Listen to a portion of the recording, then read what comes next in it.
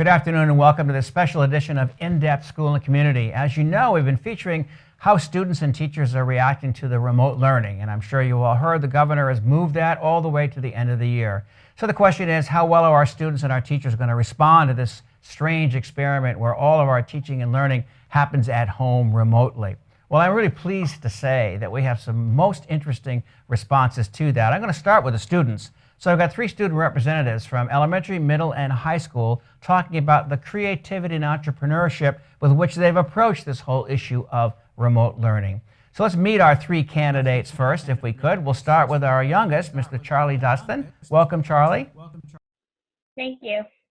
Great to have you on the show. Now, Charlie, what school are you at? What grade are you in? I go to Beaver Middle School and I'm in 5th grade. Terrific. Okay, now moving across the table, we have with us Courtney Renaud. And Courtney, what school are you at and what grade are you in? I go to Runlet Middle School and I'm in 8th grade. Terrific. Welcome to the show. Thank you. And rounding out our distinguished panel is Mr. Grennan Gurney. Grennan, what school do you go to and what grade are you in? I go to Concord High and I'm Terrific. Welcome to the show. So let's start with you, Charlie, if we could. So tell us a little bit about what you're doing and why you're doing it. What is so unique about what you've done?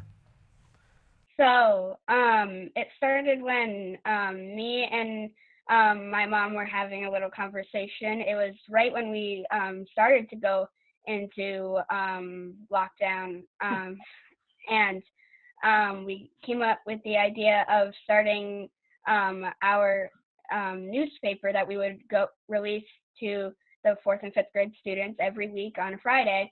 And so that turned out to be something that all 4th and 5th graders started to like and enjoy, that they could keep in touch with their friends. Because what we decided to do with that newspaper is take what people were doing during this time and then putting it in that newspaper so their friends could see what they're doing, and even though they're not right next to each other telling them what they're doing, they could still get in touch. No kidding. Well, that's quite unique, quite creative, and my hat's off. That's a really independent opportunity that you've created there for folks to be able to connect with one another. I mean, the whole issue is about social gathering, right? And you can't be with your friends. You can't go outside and play, soccer or football or basketball or whatever it is you guys want to do when you get together. You can't do that. But now, in a sense, you have this opportunity to be able to connect with each other, right? Yep. That's really great. We're going to come back to your newspaper in a second. Let's go on to Courtney. And Courtney, tell us about what you've done that's kind of unique and different. I have been making cloth masks for people in the community and all over the state. And it started with my grandparents who are older, and they were still going to the grocery store. And so we wanted to make masks for them. And so we went onto the CDC website and we downloaded that pattern. Wow. And we started making it for them. And then my mom posted a post on Facebook and people have been asking for them ever since. Wow, so that was, as the word serendipitous. It just sort of took off on its own. Your initial idea was to actually be helping out your grandparents. You were concerned about their health and safety and realized by them going to the grocery store they might be exposed to the virus, and therefore you wanted to do something to help them out. But it grew from that into helping them out, the family, into helping out your friends and neighbors in the school and the community in general. Yeah. Outstanding. We'll come back to that in a minute. All right, let's move to Grennan. Now, Grennan, what have you been doing besides this very interesting seminar that you guys have been playing with here at high school? I've used this break time I'm very interested in computer engineering and computer science. So I've decided to start learning machine learning and artificial intelligence. Neat. And I've created this project that will help the students coming into Concord High, incoming freshmen, transition and better understand the process of signing up for courses and getting courses recommended to them that they will be interested in. And then the second half of it is integrating in older students and allowing them to pick classes that they will succeed in academically while also enjoying. Sounds very interesting, and I know from talking to you earlier it's extraordinarily complicated, but we'll get back to that. Let me go back to Charlie, if I could. So Charlie, talk to me about how this whole thing has played itself out. You've got the newspaper going, I presume, right? You've sent articles out to folks. What are you hearing from your friends? So I've been getting a lot of emails from not only students and my friends, but also their parents and adults. No. Wow. Yeah, on how they feel the newspaper has made their kids feel more Connect. happy, more happy during this time, and how it makes them feel less not full of hope during what's going on. So they've also been saying that they like that the newspaper also brings enthusiasm to and silliness to what's happening, and that they don't feel like they're squashed in this one space and not being able to go places. Yeah, Charlie, that's really well said. I want to go back to a couple points you just made. So, one is that you're connecting the whole school together, and so folks can be in communication with one another by having your newspaper. And you said it's not heavy duty, it's more about, like you said, I think the word you used was silly things, but it's basically to create a camaraderie, a feeling of togetherness among your friends. Is that correct? Yep. Give us some ideas about some of the articles that you have in the newspaper. So a lot of the articles have been revolving around activities that kids can do to either get outside or just have some fun. So, for example, we've had craft of the day. We've had stuff that can occupy your time while you're here and you have some free time at your home. And we've also had some of exciting stuff that people can do not only outside but inside as well, like maybe hanging out with their family or just being together in general.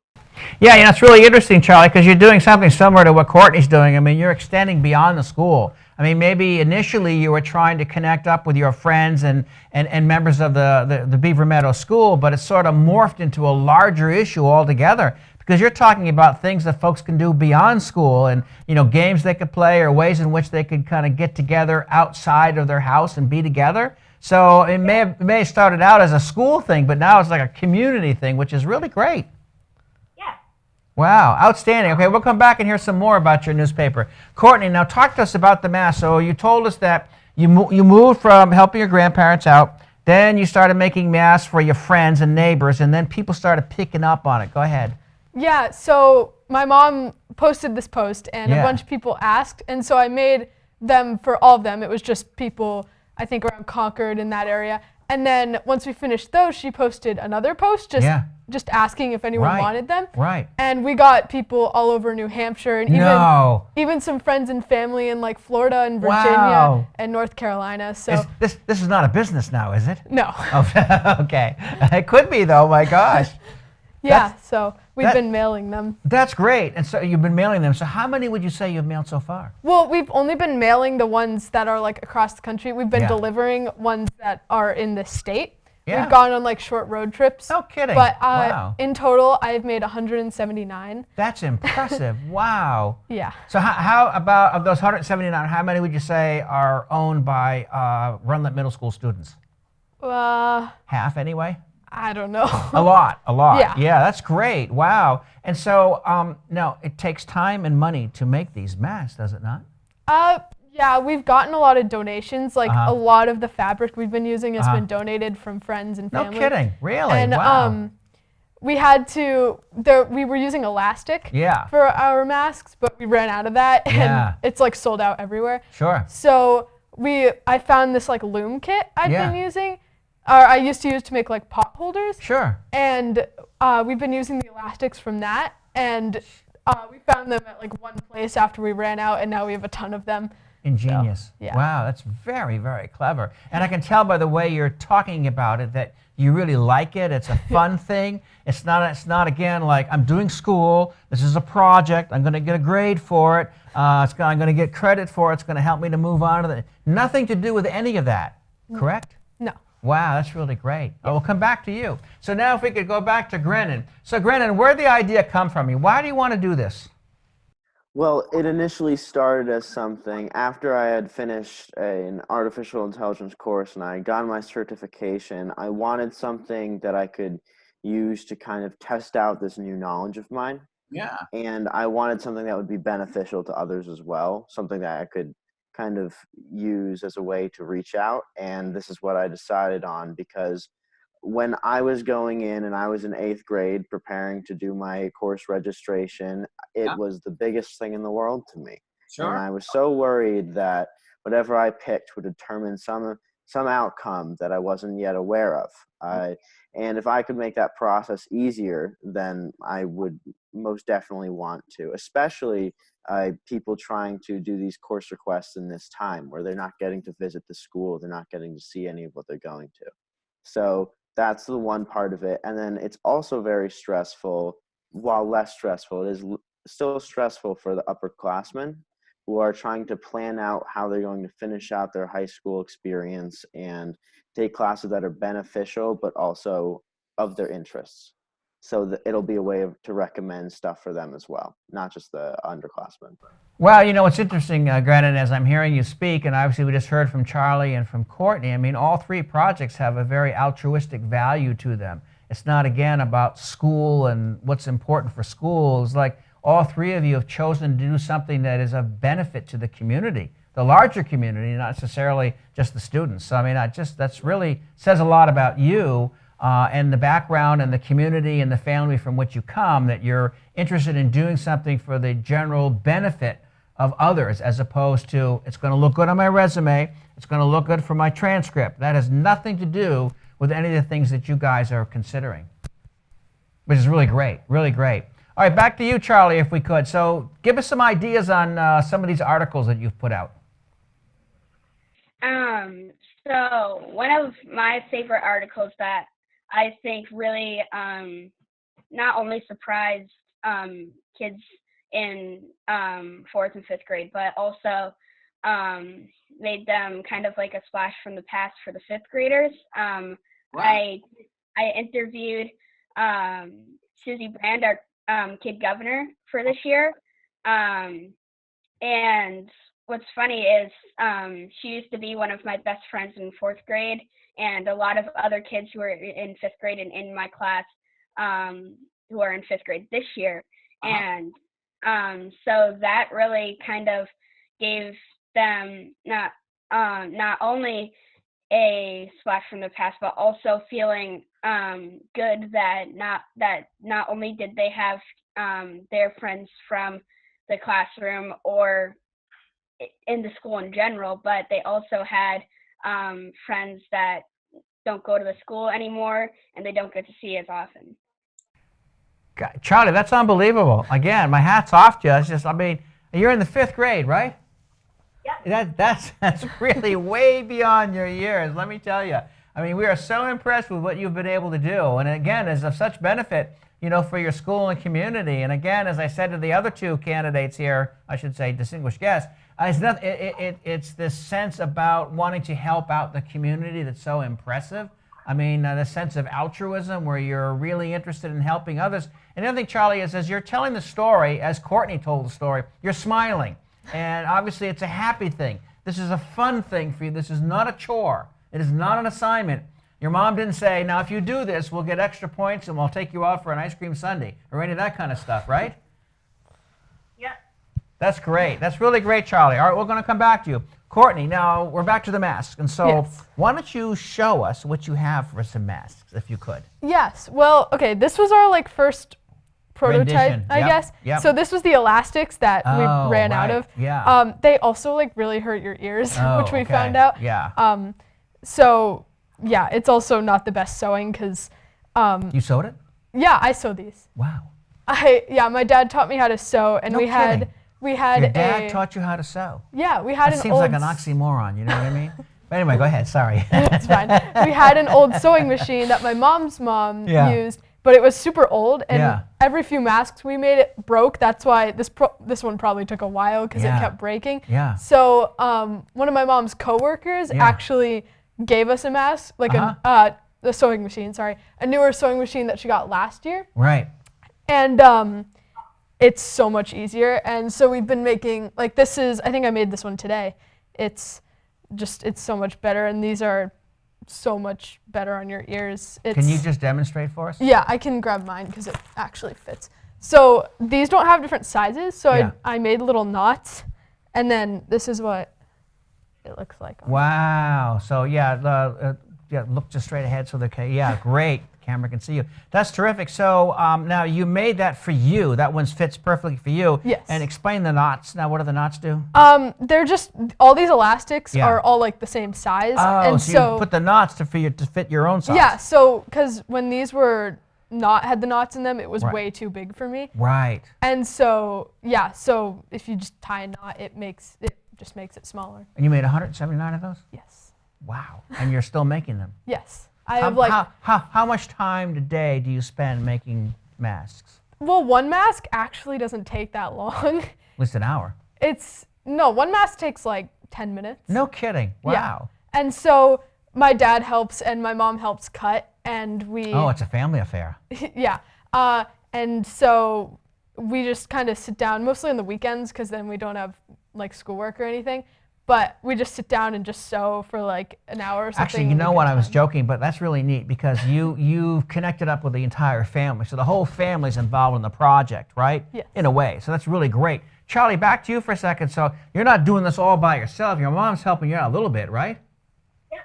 See, and again, you get that family feeling. That's really nice. I like that. It's like, you got the combination of the remote learning, you got the issue of trying to reach out and help your friends, but then at the same time, you have your family working with you on all this, which is really neat.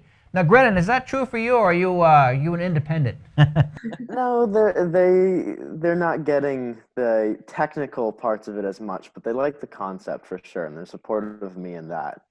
But that stuff, it takes a little bit more just background knowledge, I'd say.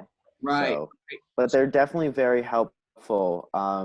It was something that I found in this project that's different from other computer projects that I've done in the past, is that this has more of a personal touch, and it brings into account ethics and relations between people and social trends, because I want to find a way that's fair to group people so that they can get the best recommendations. And so that brings into like, how am I grouping people? That's something I've had to consider and think about a lot. And that's where my parents have been helpful. It's on that side of the things. Wow. Again, it sounds very complicated. And I was explaining it to Courtney before the show started, and help me out here, but it sounds like, there are various pathways that kids can take as they're coming into the high school. And are you trying to show them, if you take a certain math course, here's what you can look forward to down the road? And then if you want to make a shift from that path, here are the pitfalls that you're going to run into. Not entirely. I would say that that's part of the aspect of it, but that's something, the trajectory you can get from different courses is actually somewhat outlined in the course book itself already. So what this is more of doing, I thought of a great analogy for this, is Netflix. Sure. So I watch a movie on Netflix, and it's a comedy. Right. I'm now more likely to get recommended comedies. Right. And so the way that Netflix go about, there are really two ways that they could do that. And one is saying, okay, well, this movie is this genres are comedy and adventure or drama or something like that. And depending on how much I like the movie, it's going to recommend me movies that have dramatic aspects, comedic aspects. The other way of thinking about it is, I am someone that enjoys comedy and drama and adventure movies. Who are other people that enjoy those types of movies? And what it will do is it'll say, okay, well, person one likes the same things as I do. So what have they seen that I haven't seen? Right. So it's going to recommend me the things that they like that I have yet to see. So that's kind of what's happening here. Grades will play a portion in it, but I don't want it to be just a numeric value that designates what you get. I want it to also be how much you enjoy the things that you do. And so that'll group people together to recommend them things of similar academic standing and enjoyment in different interests. So you're bringing in the academic standing, but you're also bringing in attitudes and interests that students have, and sort of lining them all. I want this to be something that is so set in its ways and based off of just how well you do in school. I want it to be something that you can carry through, even if you're not planning on going to college, trade schools, going straight into a job, into the Army, whatever you want to do. It'll find something that'll help you get right on your path and succeed. Outstanding. I mean, really outstanding. Now, this is going to take you some time, yes? Yes, it will. It's kind of exploded the way I've been thinking about it, and I've had a lot of time to plan out. I was talking yesterday, I would say maybe 36 to 48 hours I've put into this project so far in the past couple of weeks.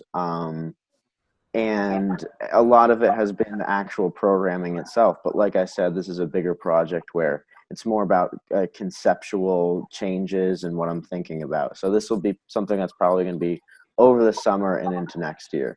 Got it. Something that's fully a full product. So when it's a fully operational product, it won't be for Courtney's class coming in next fall, but for the next class after. Yeah, and I'm sure that there will be alpha and beta testing. Like there will be different ways where she may have a chance to test the program, but I don't know how beneficial it will be for her class coming in. But it'll be definitely something that the other aspect of it is helping people who are already in Concord High adjust to different classes, because there are all these cool new classes that we haven't gotten to take, science of survival, wave physics, all these different classes that many of the kids who are already at Concord High probably don't know about. So it'll be something that will carry throughout all the way up until senior year for helping you plan out what you want to take and recommending things based on your interests. So, I mean, I guess in that sense, she will be able to use it. That's great. Unbelievable.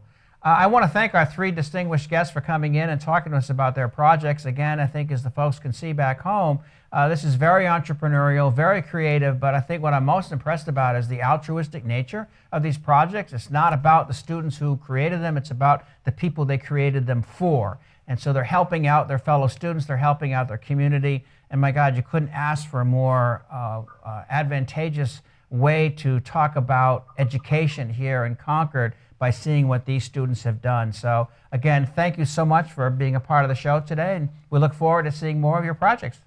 Stay tuned for our next series of shows. We just featured three independent students doing what they've done from a creative and entrepreneurial point of view. We'll now be featuring three teachers from each level, elementary, middle, and high school, over the next couple of weeks. So stay tuned for those shows, and now we'll get a different view of the creative and entrepreneurial flair this time from the teacher side of things. So again, thank you all for participating in the show. We look forward to continued success with you, and it's been a pleasure. Thank you.